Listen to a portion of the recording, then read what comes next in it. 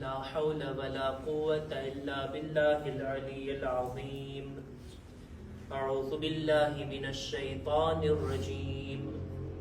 بسم الله الرحمن الرحيم. الحمد لله الذي جعل الحمد مفتاحا لذكره وسببا للمزيد من فضله ودليلا على آلائه وعظمته.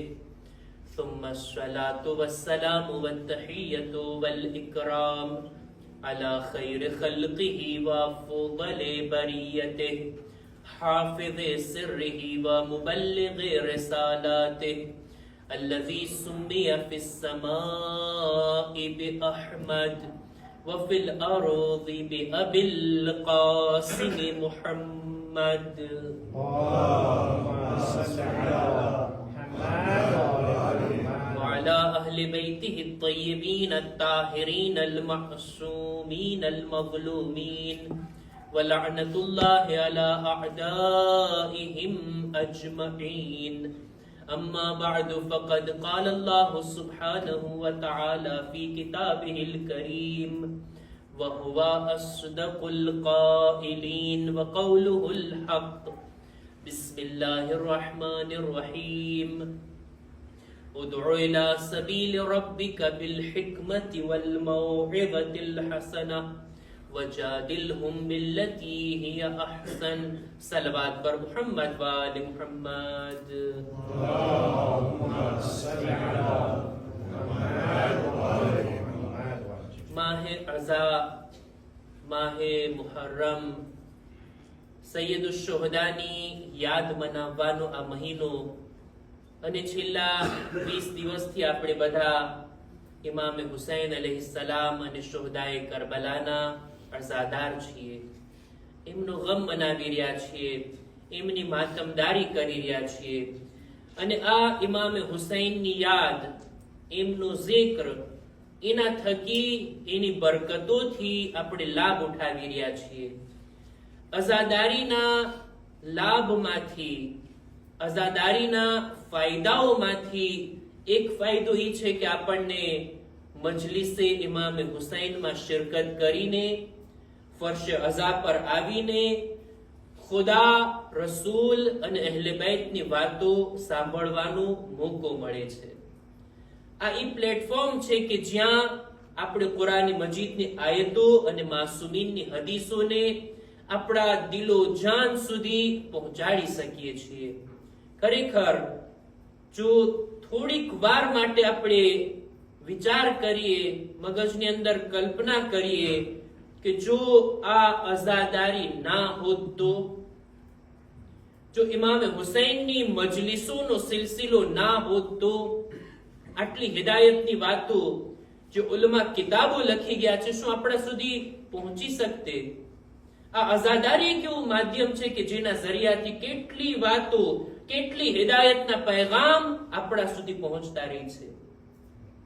આ મિંબરથી બયાન કરવું અને લોકોનું સાંભળવું કોઈ કોઈને આપતું નથી, કોઈ કોઈને શીખવતું નથી, બલકે આપણે બધા ઇમામ હુસૈનની હિદાયતને મેળવી રહ્યા છીએ. ઇમામ હુસૈન કે જેઓ હિદાયતના ચિરાગ છે, આ ચિરાગની રોશનીને આપણે મેળવી રહ્યા છીએ. અને આ જ અઝાદારી છે કે જે આપણી હિદાયતની જવાબદારી લે છે, સાથોસાથ આપણી નજાતને પણ ખાતરીપૂર્વક બનાવે છે. આ છે અઝાદારી. અઝાદારીના જરિયાથી એક ચીજ જે આપણને મળે છે તે છે મૌઇઝા. મૌઇઝા એટલે શિખામણ, નસીહત, દર્સ, લેસન અને સબક. આ અઝાદારી છે જેના જરિયાથી આપણે લેવાનું છે, હાસિલ કરવાનું છે. માશાઅલ્લાહ, જેને પણ આપણે મળીએ મુહર્રમના દિવસો બાદ, સૌથી પહેલો સવાલ એ રહી કે મુહર્રમ કેવા રહ્યા, પેલો અશરો કેવો રહ્યો?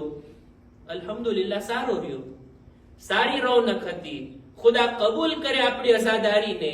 આ બધી વાત બરાબર, પણ આ અઝાદારી થકી મેં મારા માટે કેટલું મૌઇઝા, દર્સ અને લેસન મેળવ્યું. આ છે મુદ્દાની વાત, આ છે મહત્વની વાત. હજી આ મજલિસોનો સિલસિલો જારી રહેશે. 2 મહિના 8 દિવસ સુધી આપણે ગમ મનાવીએ છીએ અને ઇમામની યાદ મનાવીએ છીએ. આ અઝાદારી થકી આપણે કંઈ મેળવવાનું છે, આપણે કંઈ હાસિલ કરવાનું છે. એને કહેવાય મૌઇઝા, વાઝો નસીહત. જો વાઝ અને નસીહત, કોઈને શિખામણ કરવી, કોઈને ભલામણ કરવી, આ વાઝની અંદર ઈ શરત નથી કે જાણે એમ કે આપણે કોઈ દર્શમાં બેઠા હોય, કોઈ ક્લાસરૂમમાં બેઠા હોય, ટીચર કંઈ શીખવે અને શાગીર્દો કંઈ મેળવતા હોય. ના, એવું નથી, એવું નથી. બલકે ક્યારેક એવું બને કે કોઈ વાત સાંભળેલી હોય, આપણે જાણતા હોય, એમ છતાંય આપણે સાંભળીએ અને એ વાતના અસરને મેળવીએ. ઘણી વખત મજલિસોની અંદર કોઈ વાત બયાન થતી હોય, કેટલી વાર રિપીટ થઈ હોય, કેટલી વાર આપણે સાંભળી હોય, પણ દર ફેરે સાંભળીએ ને, આ સાંભળવામાં એક અસર છે. ઇન્સાનના નફ્સનો સ્વભાવ એ છે કે ગફલતના પડદા એના પર પડી જાય. એને હટાવવા માટે જરૂરી છે કે વારંવાર કોઈ સારી ચીજોને, સારા શબ્દોને સાંભળવામાં આવે. એટલે જ આ વાઝો નસીહત, કોઈ વાઝ કરે, મૌઇઝા કરે અને આપણે એની શિખામણને સાંભળીએ, આની અંદર ઈ પણ જરૂરી નથી કે આપણા કરતા સામેવાળો વધારે જાણતો હોય, બોલનાર એનું ઇલ્મ વધારે હોય, ઈ પણ જરૂરી નથી. શક્ય છે ઓછા ઇલ્મ વાળો કોઈ વાઝો નસીહત કરી જાય, વધારે ઇલ્મ વાળાના દિલને તુશે કરે, એના દિલ પર અસર કરે. હું એમને નથી કહેતો, તારીખના ઘણા નમૂના મારી નજરોની સામે છે. સૌથી ઊંચામાં ઊંચી હસ્તી રસૂલે ખુદા સલ્લલ્લાહુ અલૈહિ વસલ્લમ.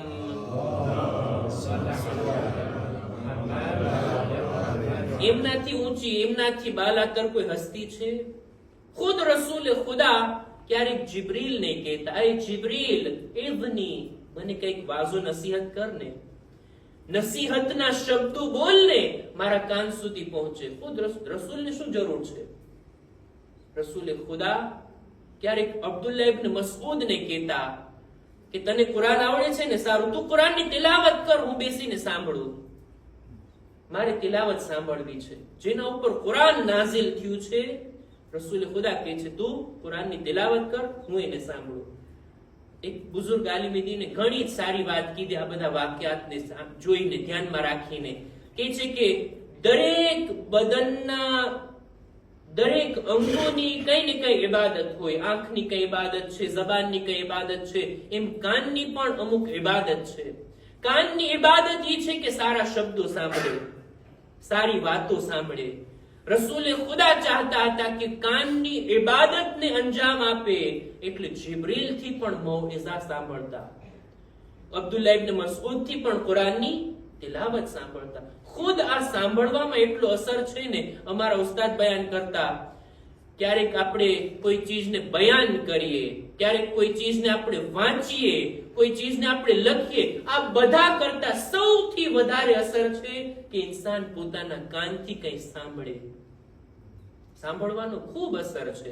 એટલે જ આપણા બુઝુર્ગ ઉલમા, શેખ અંસારી, જેનું નામ આપણે સાંભળ્યા છે ને, શેખ અંસારી એટલા જય્યદ અને બુઝુર્ગ આલિમે દીન મરજે તકલીદ, અઠવાડિયામાં એક દિવસ એના શાગિર્દના દર્સે અખલાકમાં બેસીને દર્સને સાંભળતા.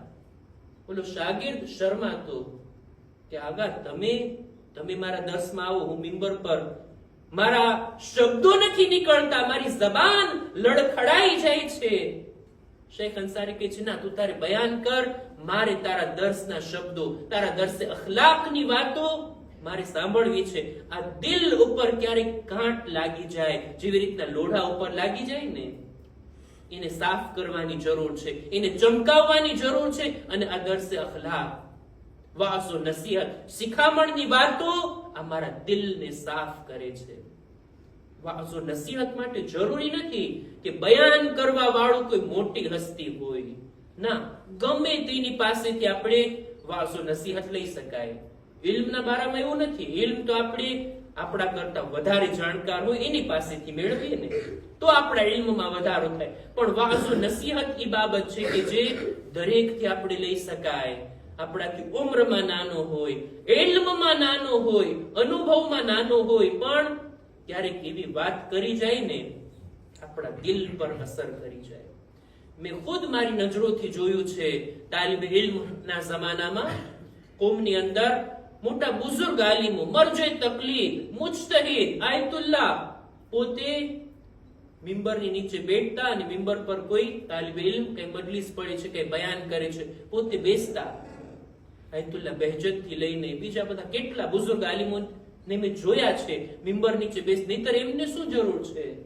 મુજતહિદ છે, કેટલી કિતાબોનો ઇલ્મ એમની પાસે છે. શું કોઈ નવી વાત અહીંયા બયાન થાય છે?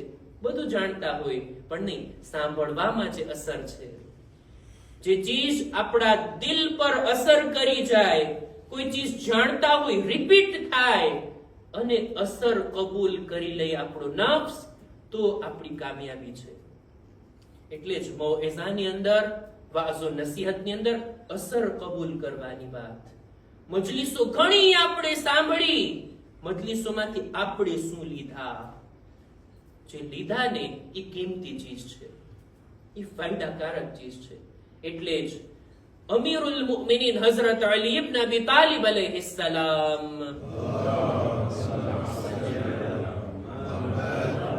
પોતાની એક હદીસમાં નાના એવા જુમલાની અંદર, ગુરરુલ હિકમની આ હદીસ છે, મૌલા ફરમાવે છે કે નિ'મલ હદિયતુ અલ મૌઇઝા, બહેતરીન ગિફ્ટ, બહેતરીન કાદો અને તોહફો એ છે કે ઇન્સાન કોઈને મૌઇઝા આપે, કોઈને નસીહત આપે.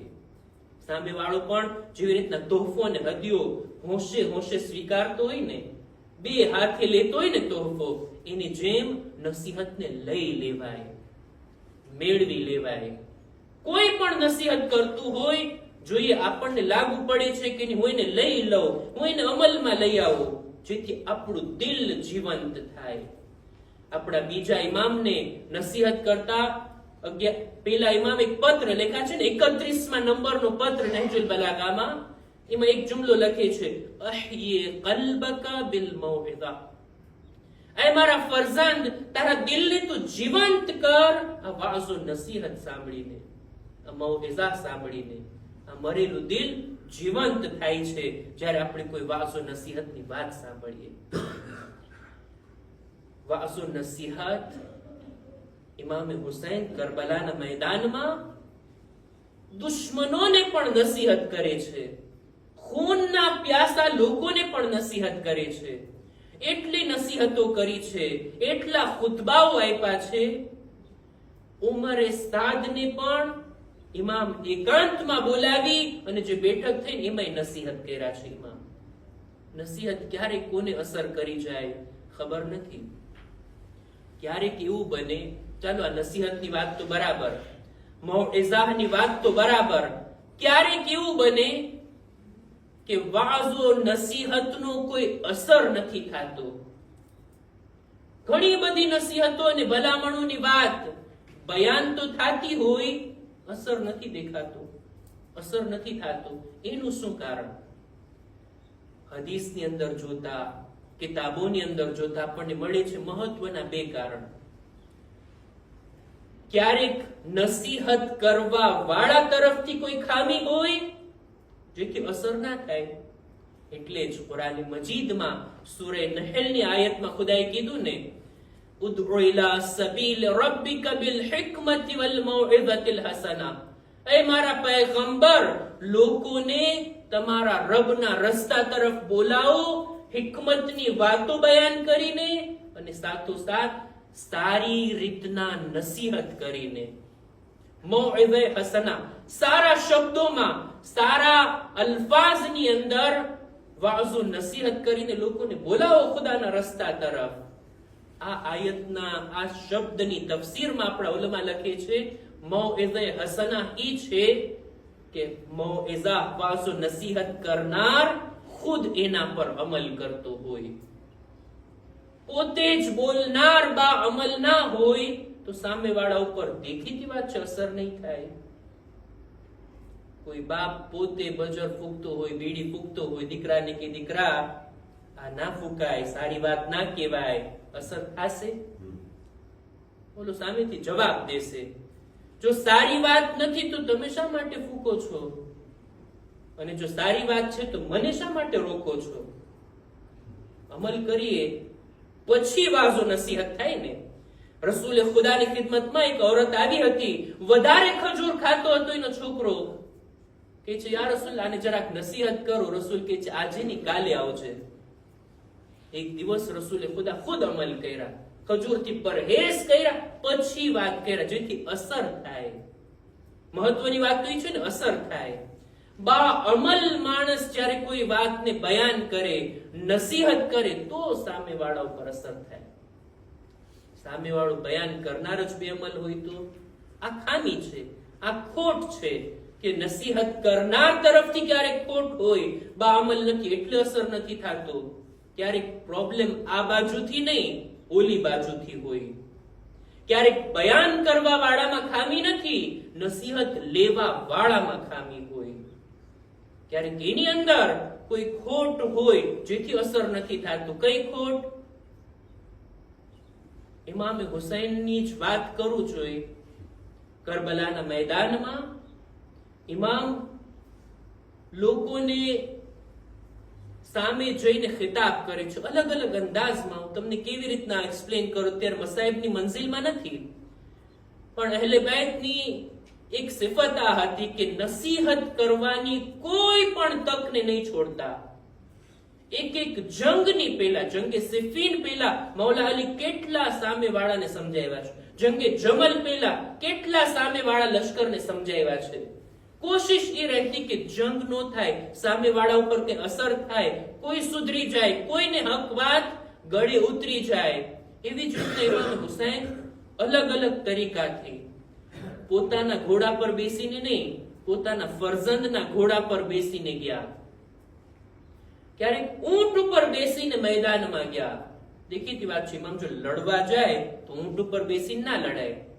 ઊંટ ઉપર બેસીને ગયા.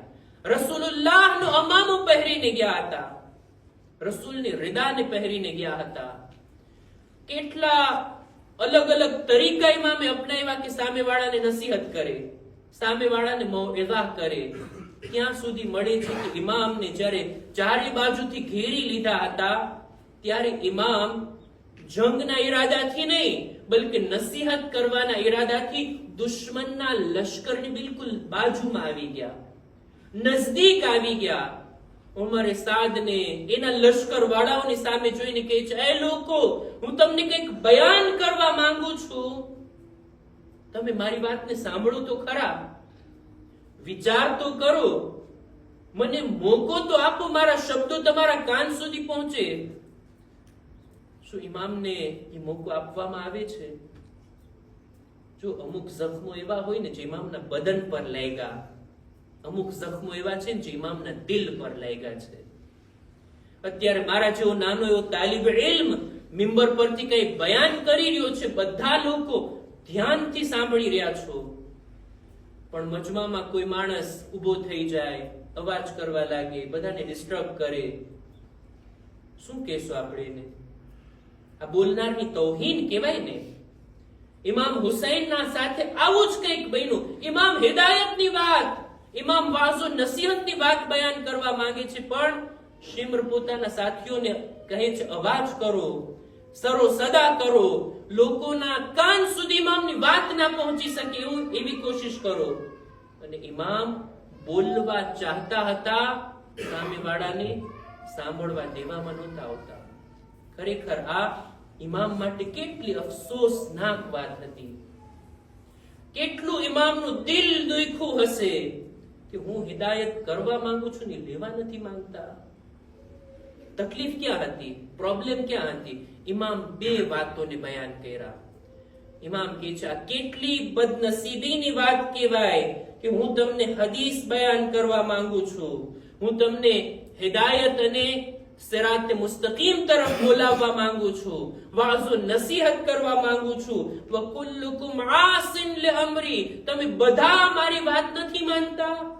ગૈરુ મુસ્મિઇન કૌલી, મારા શબ્દોને સાંભળવા તમે તૈયાર નથી. ફકદ મુલિઅત બુતુનુકુમ બિલ હરામ વતુબિઅ અલા કુલુબિકુમ. બે કારણો, બે રીઝન ઇમામ બયાન કર્યા કે તમારા પેટ હરામથી ભરાઈ ગયા છે અને તમારા દિલો પર ગફલતના પડદા પડી ગયા છે. ક્યારેક સામેવાળા તરફથી પ્રોબ્લેમ હોય અને તે નસીહતને કાબિલ ના હોય, લઈ ના શકતો હોય, એક હરામ એના પેટમાં ગયું હોય અને બીજું ગફલતના પડદા. ઇન્સાન જો બેદાર થાય, જાગૃત રહે, ક્યારેય પણ ગફલતની નીંદરમાં ના ચાલ્યો જાય. આ લોકો ગફલતમાં હતા.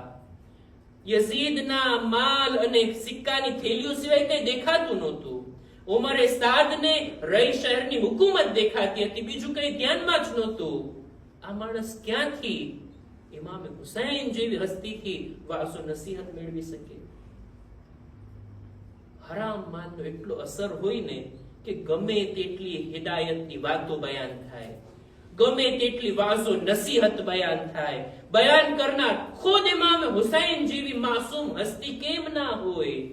અસર નથી થતો આ ચીજના કારણે.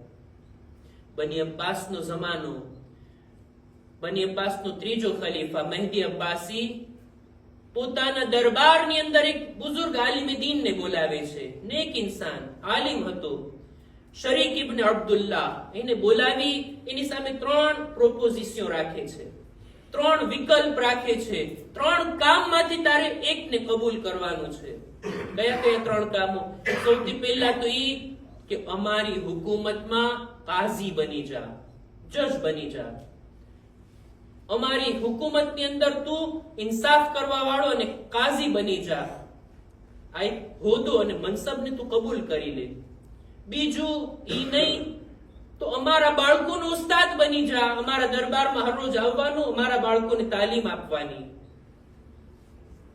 આ આલિમ ના પાડે છે, નહીં, મારે તમારી હુકુમતમાં હોદો પણ નથી જોતો અને હું હરગીઝ હાજર નથી તમારા બાળકોની તાલીમ આપવા માટે હરરોજ દરબારમાં આવું. તો કે છે તો હવે ત્રીજી વાત એને તું કબૂલ કરી લે.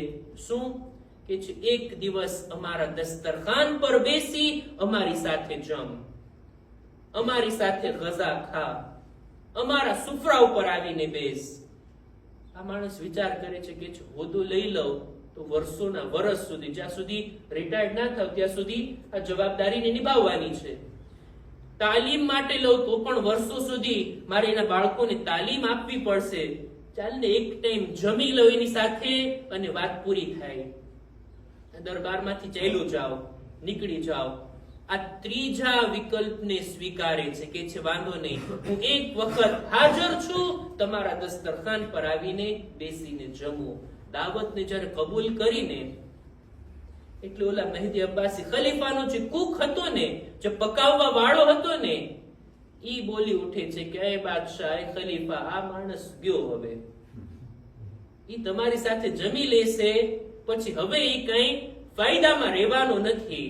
અને એવું જ બન્યું. બાદશાહની સાથે જમ્યો. ઈ હરામ માલ, ઈ લૂંટાયેલો ને ગસ્બ થયેલો માલ જ્યારે આના પેટમાં જાય છે, અસર તો રાખે ને, અસર તો કરે છે ને. નતીજામાં આ જયમા બાદ અમુક દિવસો બાદ એના બાળકોને તાલીમ આપવાનું પણ કામ કબૂલ કર્યું અને હોદાને પણ સ્વીકારી લે છે. આ બંને મનસબને, આ બંને પોસ્ટને લઈ લે છે અને તેનો સાથી બની જાય છે. જાલિમ બાદશાહનો સાથી. ખુદ પોતાને અહેસાસ થાય છે કે હું ખોટમાં છું, આ ગલત કામ કરું છું, મેં મારા દીન અને ઈમાનનો સોદો કરી નાખ્યો આના સાથે દસ્તરખાન પર બેસીને જમીને. એક દિવસ પોતાનો પગાર લેવા માટે, પોતાની તનખા લેવા માટે જાય છે ટ્રેઝોરીયર પાસે, ખજાનચી પાસે જઈને કહે છે કે લાવ મારો પગાર, લાવ મારા જે કઈ હક બનતા હોય. એવા અંદાજથી, એવા લહેજાની અંદર માંગણી કરે છે. એટલે સામેવાળો કહે છે, શું કિંમતી કાપડ વેચ્યું છે અમને કે આવીને માલની ઉઘરાણી કરે છે મારી પાસે? ઓલો માણસ કહે છે, શરીક બિન અબ્દુલ્લા કહે છે, ના, કિંમતી કાપડ નહીં, એના કરતા વધારે કિંમતી ચીજ મેં વેચી છે ખલીફાના હાથે. મેં મારો દીન અને મારું ઈમાન વેચી નાખ્યું છે. આ એની કિંમત છે જેને હું લઉં છું. હરામ માલનું બહેરહાલ અસર થાય. અને એક અસર આ છે કે વાઝુ નસીહત એને કબૂલ નથી કરતું, એનું દિલ, એનું નફ્સ નથી સ્વીકારતું. અહેલે બેતના ઘરાના પર આવીને ઇમામ હુસૈનની યાદ મનાવવા માટે આટલો સમય ફાળવીને, આટલા ખુલૂસની સાથે આપણે આવીએ, આટલો માલ આપણે ખર્ચ કરીએ અને ખરેખર દિલથી આપણે અહીંયા હાજરી આપીએ છીએ અને દિલથી ગિરિયા કરીએ છીએ. આ બધાની સાથોસાથ જો આપણે આપણા દિલને તૈયાર ના કર્યો વાઝો નસીહત મેળવવા માટે, તો હજી આપણે એટલા ફાયદામાં નથી. હજી આપણે આપણા નફ્સ ઉપર કામ કરવાનું છે, હજી આપણે આપણા દિલને તૈયાર કરવાનું છે. નહીતર ઇમામ તો હિદાયતના ચિરાગ છે. હું મારા દિલના બારી દરવાજા બંધ રાખું તો પછી આ રોશની મારા દિલ સુધી નહીં આવે. આ આઝાદારી થકી આપણે હિદાયત મેળવવાની છે. બસ અઝીઝો, વાતને હું અહીંયા જ પૂરી કરું. અહેલે બેત અલૈહિસ્સલામના અસીરીના આ દિવસો છે. કરબલાની કિતાબના 2 બાબ છે, 2 હિસ્સા છે. એક બાબ બીજી મુહર્રમ થી લઈ અને અસરે આશુર પર ખત્મ થાય છે. ઇમામની શહાદતની સાથે કરબલાનો એક ભાગ, એક ચેપ્ટર પૂરું થાય છે અને કરબલાનું બીજું ચેપ્ટર શરૂ થાય છે શામે ગરીબાથી. અહેલે બેત પર જે જુલ્મ થયા, અહેલે બેતને અસીર અને કૈદી બનાવવામાં આવ્યા, આ અહેલે બેતની અસીરીના અય્યામ, એમના કૈદ થવાના આ દિવસો ખરેખર કેટલી મોટી મુસીબત છે અહેલે હરમ માટે કે તેઓને કૈદ કરવામાં આવ્યા, તેઓને અસીર કરવામાં આવ્યા. જનાબે ઝૈનબને, આ કાફલાને સૌથી પહેલા કરબલાથી અસીર કરીને કૂફા લાવવામાં આવ્યા. જનાબે ઝૈનબ પોતાની જિંદગીમાં 2 વખત કૂફા આવ્યા છે. એક વખત મૌલા અલીની હુકુમતના જમાનામાં અને બીજી વખત આ કરબલાના બનાવ બાદ. અને અજબ છે, બંને વખતે તેમને કરબલાની બહાર રોકવામાં આવ્યા. જ્યારે મૌલા અલીનો જમાનો હતો, મૌલાએ હુકમ આપ્યો મારી દીકરીઓને કૂફાની બહાર રોકવામાં આવે. અત્યારે દિવસનો સમય છે, રાતનો ઇંતજાર કરવામાં આવે. રાતના અંધારામાં લોકોની અવર જવર ઓછી થાય ત્યારે મારી દીકરીઓને કૂફામાં દાખલ કરવામાં આવે. હું નથી ચાહતો કે હિજાબની અંદર પર ના મહેરમોની નજર એમના પર પડે. જ્યારે આ વખતે કૂફાની બહાર રોકવામાં આવ્યા, કારણ શું હતું? હજી કૂફાનો બાજાર સજાવવામાં આવી રહ્યો છે, હજી તમાશો જોવા વાળા જમા થઈ રહ્યા છે. બાજાર અને દરબાર જ્યારે તૈયાર થાય ત્યારે આ કાફલાને લાવવામાં આવે. હું નથી જાણતો જનાબે ઝૈનબના દિલ પર શું વીતું હશે, શું જનાબે ઝૈનબના દિલ પર કયામત આવી હશે જ્યારે આ રીતના એમને બાજારમાં દાખલ કરવામાં આવે, આ રીતના તમાશાઈઓની દરમિયાનથી ગુજારવામાં આવે. અને આટલું જ નહીં, ઇબ્ને ઝિયાદના દરબારમાં એમને દાખલ કરવામાં આવે. એક બુઝુર્ગ આલિમે દીનના ઘરે મજલિસ થઈ રહી હતી. ખતીબ જ્યારે આ જુમલો પઢે છે, દખલત ઝૈનબ અલા ઇબ્ને ઝિયાદ, જનાબે ઝૈનબને ઇબ્ને ઝિયાદના દરબારમાં દાખલ કરવામાં આવ્યા. તે આલિમે દીન માતમ કરવા લાગ્યા કે એ ખતીબ, અહીંયા રોકાઈ જા, અહીંયા અટકી જા, આ જુમલાનો હક તો અદા કરી લેવા દે, આ જુમલા ઉપર અમને ગિરિયા તો કરવા દે. કેટલી મોટી મુસીબત કહેવાય. વારિસે ચાદરે તતહીરને ઇબ્ને ઝિયાદના નજીસ દરબારમાં લાવવામાં આવે અને ઈ હાલતમાં કે બેરિદા હોય, હાથ ગરદનથી બંધાયેલા હોય, એક જ રસ્સીઓમાં બીબીઓને જકડીને લાવવામાં આવી હોય. સવાલ કરવા વાળા એક દિવસ ચોથા ઇમામથી સવાલ કર્યો, હે મૌલા, તમે વધારે શુજા અને બહાદુર કે જનાબે મુસ્લિમ વધારે શુજા અને બહાદુર? મને સમજમાં નથી આવતું. મૌલા કહે છે કેવી રીતના? પૂછવા વાળો કહે છે મૌલા, જ્યારે તમને કૈદી અને અસીર બનાવીને લાવવામાં આવ્યા ત્યારે પણ હું ઇબ્ને ઝિયાદના દરબારમાં હતો. જ્યારે જનાબે મુસ્લિમને લાવવામાં આવ્યા ત્યારે પણ હું ઇબ્ન ઝિયાદના દરબારમાં હતો. ફરક ઈ હતો કે મુસ્લિમ સર ઉઠાવી, આંખોમાં આંખ નાખી અને ગરજીને વાત કરી રહ્યા હતા. એમના અવાજથી દરબાર ગૂંજી ઉઠતો હતો. પણ મૌલા, તમારી હાલત ઈ હતી, તમારું સર ઝુકાયેલું હતું, નજરો ઉઠતી ના હતી, તમારો અવાજ નહોતો નીકળતો. ત્યારે ઇમામ જવાબમાં કહે છે કે મારા જખ્મને તાજો કરી દીધો. તે ઇન્સાફ ના કર્યો. મારા ચાચા મુસ્લિમ જ્યારે દરબારમાં આવ્યા ત્યારે તે એકલા હતા. હાય, હું જ્યારે દરબારમાં કૈદી બનીને આવ્યો, મારી સાથે મારી મા બહેનો હતી, મારી સાથે સૈદાનીઓ અને નબીઝાદીઓ હતી, અલીઓ ફાતિમાની દીકરીઓ હતી. અને હાલત ઈ હતી, સરબરહના, એમના હાથ ગરદન સાથે બંધાયેલા, ના મહેરમોનો મજમો, અને નિદા આપવામાં આવી હતી, આ ઝૈનબ છે, આ ઉમ્મે કુલસુમ છે.